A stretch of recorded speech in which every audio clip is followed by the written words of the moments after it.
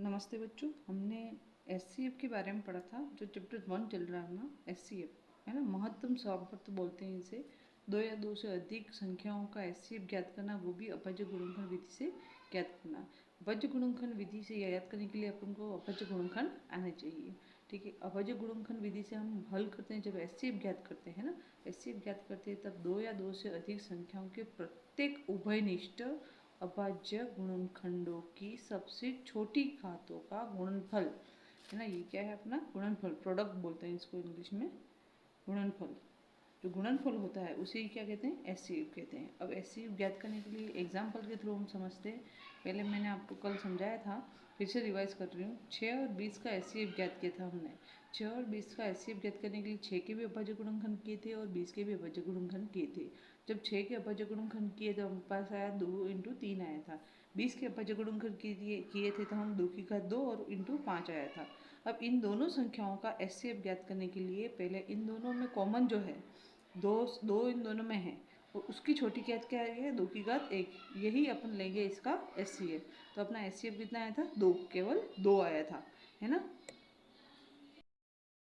अब हम practice question करेंगे एचसीएफ और उसकी अभ्यास प्रश्न करेंगे, है ना। एचसीएफ पे केवल, एचसीएफ पे प्रैक्टिस क्वेश्चन में फर्स्ट क्वेश्चन ले रहे हैं हम। 15 व 64 का एचसीएफ ज्ञात करो। देखो 15 के अभाज्य गुणनखंड करते हैं तो 5 और 3 होते हैं। वैसे ही इस 64 के अभाज्य गुणनखंड करते हैं तो 2 की घात 6 होते हैं। अब इनके अभाज्य गुणनखंड ये हैं, 15 के अभाज्य गुणनखंड 5 इंटू 3, 64 के 2 की घात 6। अब देखो इन दोनों में कोई कॉमन नहीं है, कॉमन नहीं है। जब ऐसी कंडीशन होती है कुछ भी कॉमन नहीं है तो इसका कॉमन होता है एक। क्या होता है कॉमन, एक। क्या होता है एक। तो अपना एचसीएफ क्या आएगा, 1, ओनली 1। एचसीएफ कभी जीरो नहीं हो सकता। एचसीएफ की कंडीशन होती है एचसीएफ कभी जीरो नहीं होता है। तो ये क्या होगा, इसका एचसीएफ कितना होगा, 1 होगा। ठीक है, उसी प्रकार दूसरा क्वेश्चन देखते हैं हम। 136 और 256 का एचसीएफ ज्ञात कीजिए। 136 और 256 के अभाज्य गुणनखंड करते हैं। जैसे अभाज्य गुणनखंड करते हैं 136 के तो आते हैं अभाज्य गुणन 2 की घात 3 और 17, सॉरी 136 के अभाज्य गुणनखंड करते हैं 2 की घात 3 और 17 होते हैं। उसी प्रकार 256 के अभाज्य गुणनखंड होते हैं 2 की घात 4, 3 और 7। अब देखो इसमें कॉमन क्या है, केवल इसमें कॉमन है 2।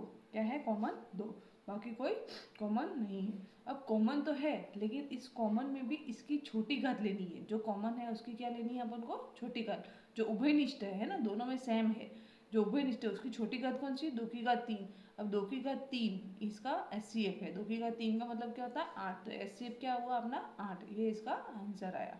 इसी प्रकार हम अलग दूसरे सवालों के भी एचसीएफ ज्ञात करेंगे। देखो अभाज्य गुणनखंड के अनुसार हम एचसीएफ इस तरह से निकालते हैं।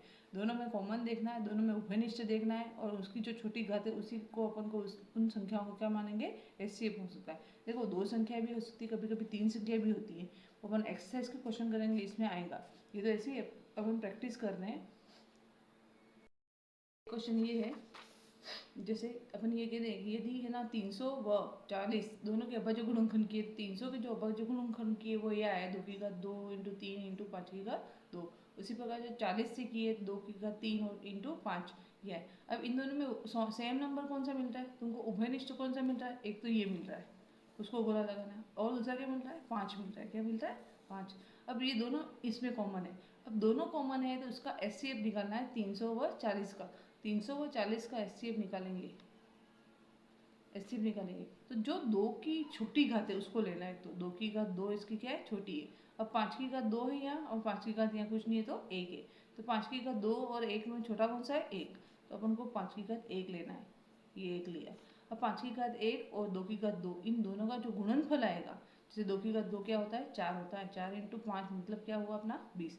तो अपना 20 जो है वो अपना क्या है, एचसीएफ। क्या है, एचसीएफ। ठीक है, इस तरह से हम संख्याओं के गुणनफल अगर डायरेक्ट दे रखे होंगे तो हम डायरेक्ट भी निकाल सकते हैं। उसी प्रकार दूसरा एक एग्जांपल देखूं, ये एग्जांपल है, इसमें भी इस तरह से कोई मान लो x कोई संख्या है ना, उसके 2 का 2 और y कोई संख्या है उसकी भी कोई गुणनखंड दे रखे हैं। इन दोनों में जो कॉमन है उसको अपन को लेना है। एक तो 2 है, नहीं है, नहीं है। 7 है, हाँ 7 उसका कॉमन है, 7 क्या है अपना कॉमन है।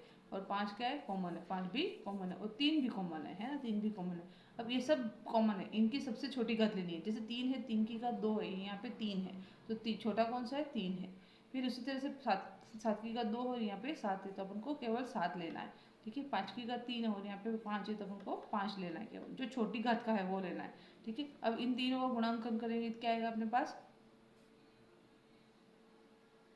21 ने 5 10 105, क्या आएगा अपने पास 105। ठीक है, इस तरह से हम एचसीएफ निकालेंगे। अब मैं आपको कुछ होमवर्क दे रही हूँ, वो आपको करना है और उसे व्हाट्सअप करना है। ये आप नोट डाउन करो।